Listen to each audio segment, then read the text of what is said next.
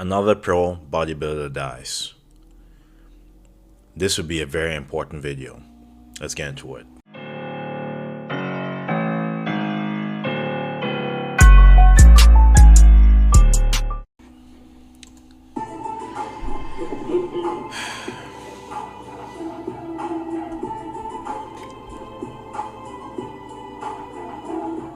This in bodybuilding and fitness generally lately, and I feel kind of bad for it, but it's also always a really important moment to take consideration for the lifestyle that these people live. Deaths in bodybuilding. Deaths. And this is something where a lot of people used to say, show me the bodies, referring to the deaths in bodybuilding, because people would say bodybuilding sounds risky, people are dying. But what those people would reply, the people in opposition to the people saying it's risky, is that, well, quite frankly, we just see it because they're on the cover of the news, they're on social media, we see them front and center. In a movie called Bigger, Stronger, Faster, John Romano says, show me the bodies, referring to the fact that this kind of thing just doesn't happen as frequently as we tend to perceive that it does. Well, how come we hear constantly in the news that people are dying from taking steroids? Show me the bodies. It's a form of body dysmorphia. When you cannot see when something is wrong, especially when enough isn't enough. This is why I'll never compete. This is why I'm just against doing it to compete against other people. If you do it for longevity, do it to be able to be more confident, to have more capabilities, and to just like what you see in the mirror. That's different than taking it to extremes, because this is extreme. I can't imagine being a bodybuilder. I'm not a bodybuilder, despite of what people say. This is a lifestyle I don't know how they maintain, but it speaks to how many of them are dying before their 40s. It's not something you can maintain. It's not something you can do long term. And it speaks to why, like I said, so many are leaving us before 40.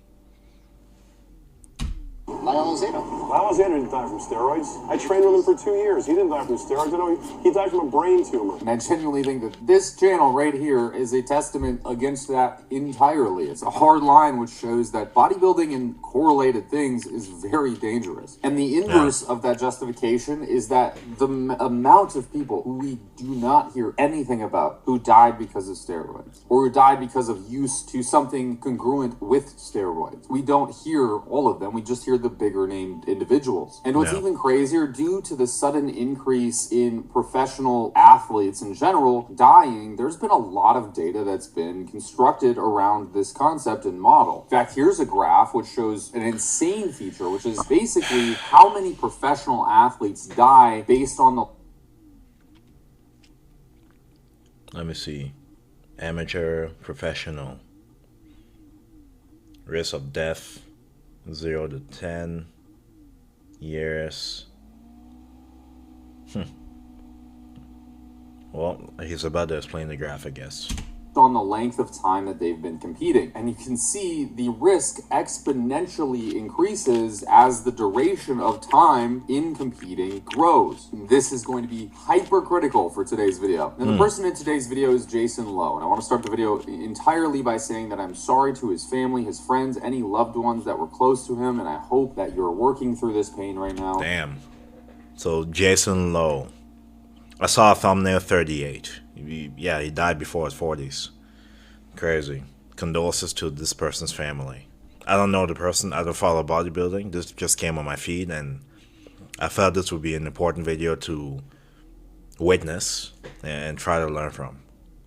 Now, and it is very unfortunate what happened. This video is in no way to besmirch him or say that he was doing things wrong. Rather, it's going to be a point in time where we can probably talk a little bit seriously about some of the things around bodybuilding and fitness influencing and all that shit that nobody's talking about, quite frankly. Jason Lowe was a 38-year-old IFBB pro, and he genuinely was a good Olympia competitor who literally poured his entire life into bodybuilding. And that is not an exaggeration. His earliest posts on Instagram Instagram. The earliest, back from 2013, were about bodybuilding. Before I even graduated high school, this man was actively competing and already very well accomplished. I mean, to put this into a grander perspective, the guy has been competing for longer than most people have been even going to the gym. Jason went Yeah, that's true. Yeah, I would have been in university at that time as well. Crazy.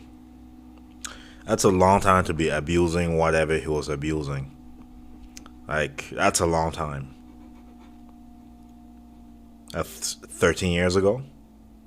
went by the name of Broku, a mixture of bro and Goku, obviously, and he made a lot of cool recipes that he would name like the Broku Lowe for stuff like that. And he stepped on some of the biggest stages that the sport has to offer, the Olympia stage twice, the Arnold Classic stage, and he competed in several categories within the bodybuilding genre, not just open bodybuilding, but classic physique, and I believe at one point even physique. He received a lot of early criticism because people thought that he just didn't have it in him. In fact, I used to watch what is his now deleted YouTube channel. He had to start a new one for some reason. But back when I was starting to bodybuild and being a young lad and whatnot, I was watching his channel, and he would often talk about how he struggled with eating disorders. He would talk about, quite frankly, that he had this habit of like binge eating and stuff. And that was really interesting to me because after my first natural competition, I didn't know what to do with myself. Something I was is eating trying to... endlessly, and watching his videos kind of helped me reflect.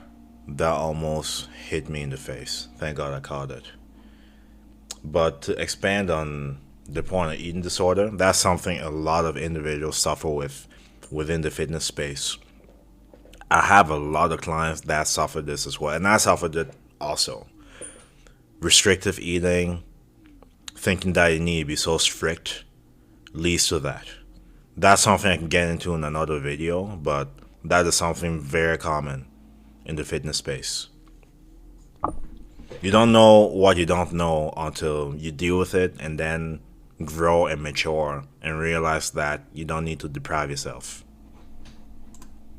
That, hey, this is kind of normal and people are working through this alongside of me that have been doing this longer than me, which is really cool. Yeah. But that was also a point of contention for a lot of his, I guess, spectators. And that's also a testament to really how difficult bodybuilding can be. Decades of experience under your belt, you can still have these sort of cracks within your lifestyle because the sport itself is so challenging, which shows you really how good you have to be in bodybuilding, like genetically elite you have to be a contender for the top of the top. You can't just be huge, you also can't just be aesthetic, you have to be the perfect blend of both, and that is a genetic lottery going on. Because to you and me, his physique looks wildly impressive, but to a lot of people, and fortunately the judges too, it never really added up to much. Jason was also a husband. His wife Ashley Lowe called him a wild child when reporters reached out to her for some comments. That's so sad. Saying that he was always a yes man. She also said that he wrote poetry and music, and that he had so many pieces of his soul that no one ever got to see. That he carried dark battles that would have broken most people. Clearly he was suffering, and I think that's pretty fair too. I think a lot of bodybuilders, as we've talked about before, have a little bit of mental trouble. There's a little bit of depression and anxiety and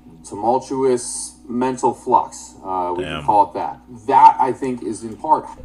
Honestly, when I look at any bodybuilder that's successful, I do not envy them. That kind of lifestyle is just not the type most people can live. It's not.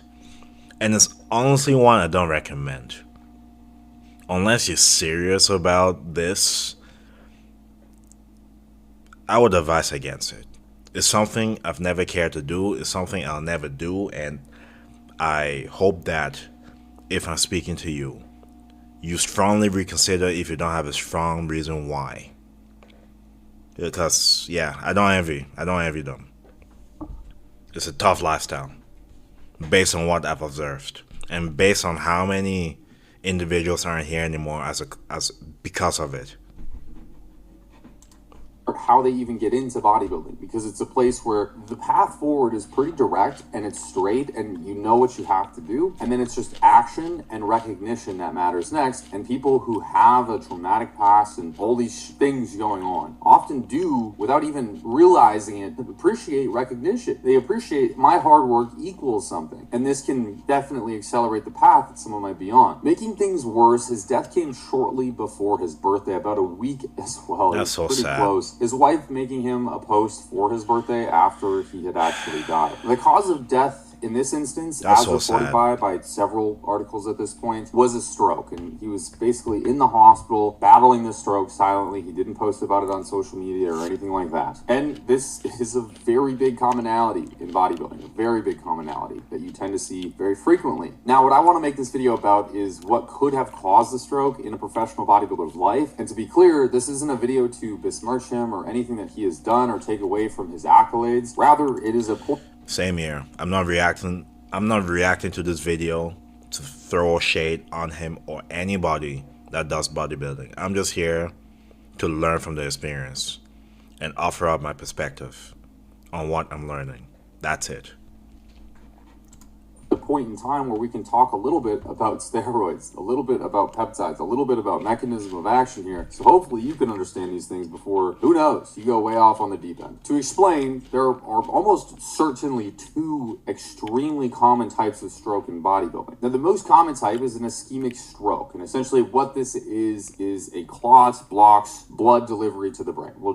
It's quite simple in that context. It is strongly linked with atherosclerosis, as well as, really important, hypercoagulability of blood, which basically means the potential for your blood to clot, but also the thickness and viscosity of it. Then there's hemorrhagic strokes, which is basically when a brain vessel ruptures, often due to overly high blood pressure for a chronic period of time, aneurysms, or generally very fragile vessel walls. Now, the reason that these are most common in bodybuilding is because their causes are direct, essentially, causes of using steroids. High blood pressure, hypercoagulability of blood, these kinds of things are what you kind of get when you affect that sort of renin-angiotensin-aldosterone system that we talk about a lot, but also really... This is a very informative video. I didn't know all of this. This is awesome. Assortment of different drugs that also impact like sodium retention and different things like that. Red blood cell production, we could get into the weeds here. And steroid exposure chronically can initiate these several different disease phenotypes of cardiovascular dysfunction in even someone as young as 30 years old. And one of those main phenotypes that you tend to see as well is cardiac remodeling, which is essentially where the steroids signal an AR receptor, remodeling the heart, creating a left ventricular hypertrophic environment, essentially enlarging the heart more than it should ever be, and that therefore impeding its function. You may hear this as just like LVH, as a lot of people will talk about in the industry. Essentially, this increases the thickness of the heart and the demands that the heart has placed on it, forcing it to work a lot harder to accomplish the same job, elevating heart rate, blood pressure, and really straining the heart, and specifically the sort of electrical wiring, if you will, around the heart. A failing or stiff ventricle in the heart then throws a clot that embolizes the brain or causes ischemic strokes, something that has been well studied in the realm of bodybuilding. Then you have the other problem, which is just another phenotype of all of the potential for this happening. You have the atherogenic lipid profiles constantly being present in somebody's blood work. That's scary, man. Oh no, what did I do? Exposure to antibodies far higher than general population and gets an accelerated state of potential CVD so fast. Like, it's crazy the data that's on this, you guys. It's like lipidology is a really complex science, but it is in fact super important to understand, because it's like the things you do in bodybuilding, eating 1,000+ grams of carbohydrates, having chronically high blood glucose. That is so much. On the high end, I'm getting at least 300 grams of carbohydrates. So think about 1,000. With 300 grams of carbohydrates, I'm around 3,000 to 3,500 calories, depending on the percentage of carbohydrates from my calories. That's insane. 1,000. Jesus. That's torture. I would not want to eat that much. That's torture. having high blood pressure, having high heart rate, all of these things, especially, by the way, using the drugs, obviously, all of these things correlate directly to increasing apolipoprotein Bs and really initiating those changes within our lipidology that cause issues like this. In fact, case reports show a literal 6 times increase in artery disease, even with just a very short-term exposure to anabolics. But then again, you have this problem with the non-morphology related high blood pressure. Never start doing it. Never start. I'm blessed to have a combination of mindset, better than average genetics, and patience. I guess you can show patience with mindset and above average genetics.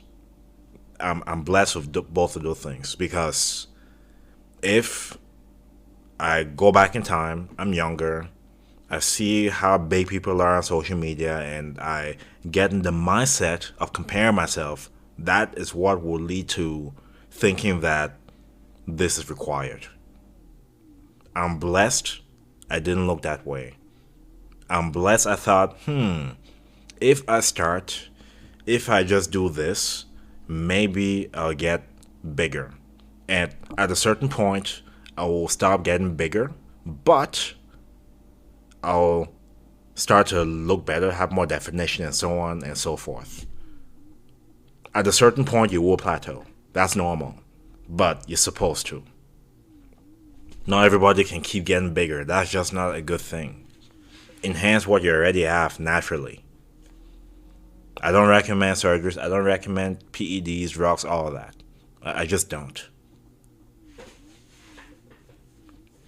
And my question to you is, why do you think you need it? Is it because of the things I mentioned, comparing yourself to other people, not having a positive mindset about improving yourself? Are you doing it because you want to level up and measure yourself up to others, or are you doing it for yourself? That's a big thing you have to answer.